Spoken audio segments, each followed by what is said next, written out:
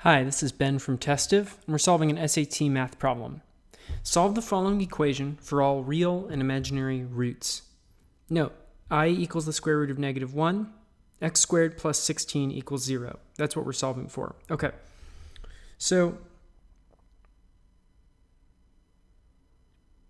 let's start by, one thing you might do is you might look at this and think, oh, I can factor that into x plus 4 times x minus 4.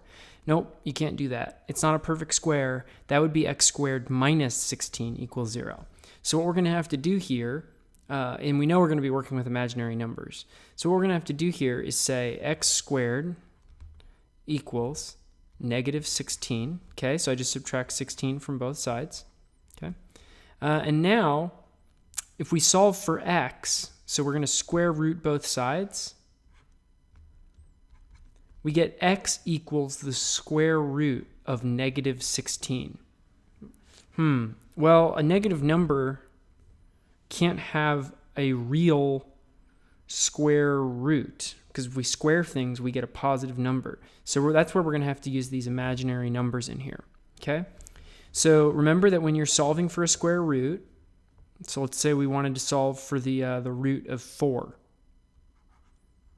Well, that could equal, the square root of 4 could equal plus 2 or minus 2, positive or negative 2, because they're both, when you square both of them, they equal positive 4.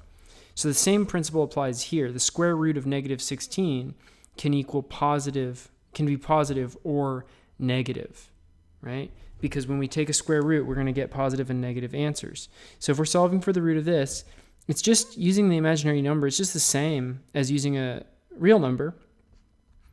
We're going to say x equals, well, we know that the square root of 16 would be 4.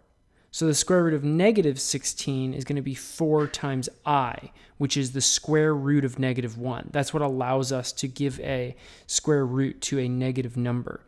So it's just plus or minus 4i, right? Which is plus or minus 4 times the square root of negative 1, right? So we could imagine that, so this is going to be our answer choice here, right? But we could imagine if we wanted to figure out why does this work, well, if we were to say square what we just chose here, 4 times the square root of negative 1 times 4 times the square root of negative 1, then that gives us 16 times negative 1, which is negative 16, which is what we were looking for.